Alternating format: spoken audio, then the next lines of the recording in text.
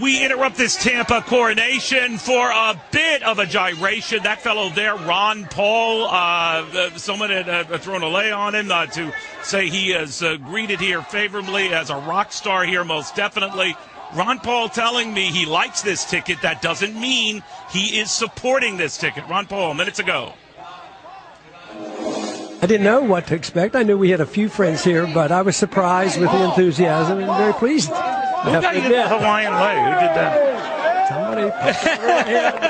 Someone in the Hawaii delegation. Yeah. You are, backing the ticket, but you're not wholeheartedly enthusiastic about it.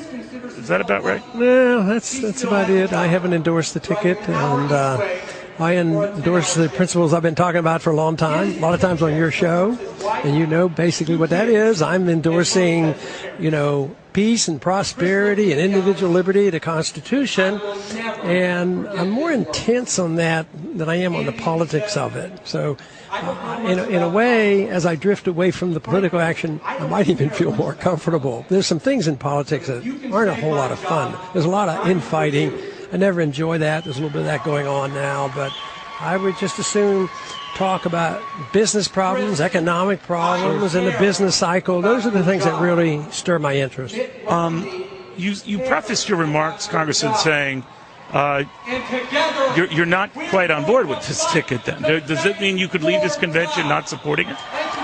No, I'm not intending to endorse anybody. Does you have any horse in this race you like? You mean in the total race? Well, Barack Obama, Mitt Romney. I'm not at this moment. I have no plans to endorse anybody, and I think most people realize that. But you're going to vote. I will probably vote. I've done that in the past.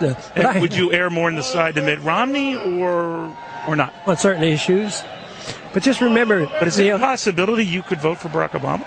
Not too likely. Okay. Is there a possibility you could vote for the Libertarian candidate, Gary Johnson? Well, there's always possibilities of everything, but I haven't made up my mind. Put me down as undecided. But let me just tell you what happened in '76. Ford was president, right, and I was a big Reagan supporter. Went to the convention, but back then I wasn't. Nobody could really care. I never endorsed the ticket, and it was a non-event. I just didn't endorse it because Reagan was my guy. Well, you're a much bigger deal now. You're a national figure. Yeah, but that's only because you get me on your show all the time. But in all seriousness, Congressman,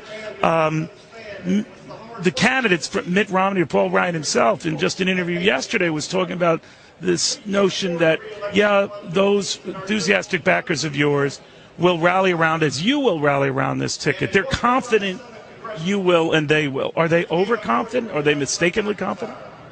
They might be jumping the gun a bit. What do you want to hear out of them? Because I'm not a block. I don't own my delegates. I'm a little bit different. I don't have, all right, I have these delegates. I'm going to release them. I can't release anybody. I don't own anything. They're going to do what they want to do. And if I do something that they don't think is consistent, I'll lose credibility and they won't do what I tell them. Well, are your backers telling you, sir? I think don't sign on board with this ticket? I think they're very independent. I think some are in that position. Some might, and some might go to different parties. But they're individuals, and when they ask me what to do, I said, "Do what you want to do."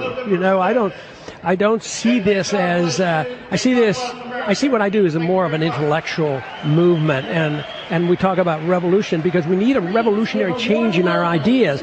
We just can't go along with the status quo. And when you come down to monetary policy and foreign policy and spending and debt, the tradition, the Republicans and Democrats haven't had a whole lot of difference. In fact, your criticism of Paul Ryan when he was picked was not that he cuts too much, but that he doesn't cut nearly enough. Yeah, matter of fact, you interviewed me on the day we voted. And your point is well taken because over 10 years, even with the Ryan plan, that does shave $5 trillion off spending over 10 years, but we still have more spending than we do this year. Yeah, but it was 30 years to get to a balanced budget. And you argue that's way too long. Oh, way too long. And there were no cuts. It was, the one point that I try to talk about is baseline budgeting. And that should appeal to logic. Why should you have a baseline that's going up steadily, and anything you cut from the baseline is a cut? So they get nearly hysterical if you increase a $100 billion budget to 150. In other words, curb the growth. Yeah. But that's not cutting.